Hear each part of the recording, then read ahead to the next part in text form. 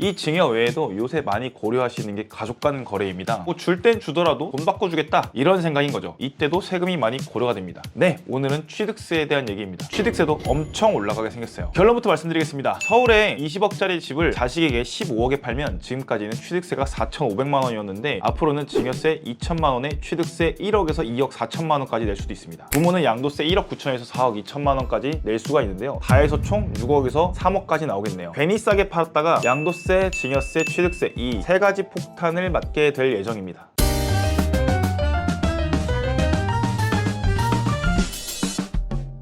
지난 16일 행정안전부가 국회에 제출한 지방세법 일부 개정안에 따르면 앞으로 가족 간 부동산 거래가 시가보다 현저히 낮게 이루어질 경우 증여 취득으로 간주돼 최대 12%의 취득세가 부과됩니다. 지금까지는 가족 간 거래라도 실제 대금이 오갔다는 사실이 입증이 되면 1에서 3% 유상거래 세율만 적용됐죠. 그런데 이번 개정안은 배우자나 자녀 등 특수관계인 간 저가 부동산 거래를 사실상 증여 이렇게 보고 과세하겠다는 겁니다. 최근에 서울 및 수도권 상당수 지역이 조정대상 지역으로 묶였죠. 이 조정대상 지역 주택을 증여했을 때 증여 취득세는 12%가 됩니다. 물론 여기에 10% 더 붙는 거 아시죠? 지방교육세 등등까지 다 해서요. 규제 지역 내에서 시가 6억 원짜리 주택을 가족 간 매매했을 때 취득세율은 1% 정도인 600만 원 정도인데요. 정부가 이를 전부 증여로 간주하면 세율이 12% 적용이 돼서요. 이제는 세금을 7,200만 원을 낼 수도 있습니다. 정부는 저가 거래에 대한 기준도 명시할 예정이라고 하는데요. 상속세 및 증여세법과 유사한 수준에서 준비하고 있다고 합니다. 참고로 상속세 및 증여세법에서는 시가와 거래와의 차이가 30% 이상 또는 3억 원 이상일 경우에 증여 거래로 간주하고 있습니다. 왜 이런 법안이 나왔을까요? 작년 동기 20%, 전월 대비 44% 급증했다고 합니다. 심지어 서울에서 월간 증여 건수가 2,000명을 넘은 건 2022년 12월 이후 처음이라고 하는데요. 심지어 최근 5년간 조부모가 손주에게 직접 재산을 증여하는 세대 생략 증여 요 규모가 전체 미성년 증여의 절반이나 차지했다고 합니다. 지금 부동산 가격이 엄청 오를 것 같고 세금도 오를 것 같으니까 미리미리 증여하는 건데요. 거기다가 지금 가격에 팔고 싶어도 11호 대책으로 토지거래 허가 구역이 확대 지정된 이후 아파트 매물 감소세가 빨라지면서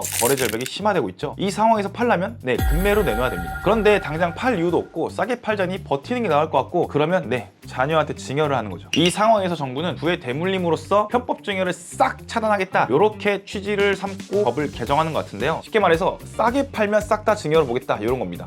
내가 내 아파트를 내 자식한테 싸게 파는데 이것도 세금이 엄청나게 많이 나오겠네요. 그러면 이렇게 개정이 된다면 어떻게 대응을 해야 될까요? 개정 전이나 후나 중요한 거는 시가입니다. 다행히 취득세를 전면 수정하는 것이 아니라 저가로 할 경우에만 적용한다고 했으니까 이 저가 범위를 조정하면 되겠죠. 이때 감정평가를 통해서 시가 산정을 정확하게 하는 것이 중요합니다. 앞서 설명드린 20억짜리 예를 통해서 말씀드리면 첫 번째, 진짜 시가가 20억이 맞는지, 두 번째, 20억이라고 규정한 법령의 기준이 내 부동산에 적합한 규정인지, 세 번째, 그렇다면 조정할 여지가 있는지 크게 이 세 가지를 고려해서 감정평가사한테 문의를 하시면 됩니다. 지금 시장 같은 경우는 아시겠지만 과열이 많이 돼서요. 투기적 거래도 많으니까 이런 거래를 최대한 배제하는 것이 핵심이겠죠. 지금 시장은 부동산 가격 상승과 여러 정부의 대책이 얽힌 변동성이 심한 시장입니다. 가만히 냅두고 싶지만 사정상 팔거나 자식한테 줘야 할 경우가 생기죠. 이럴 때일수록 전문가와 상의하셔서 효율적으로 처리하시는 게 좋습니다. 오늘 영상 드디어 취득세도 건드린다 이런 생각이 들어서 저도 한번 찍어봤습니다. 여러분 생각은 어떠신가요? 댓글로 달아주시고 같이 소통하면 좋을 것 같습니다. 지금까지 세상을 감정한 남자 김강사 평가사였습니다. 다음 영상에서 또 찾아뵙겠습니다. 빠이빠이.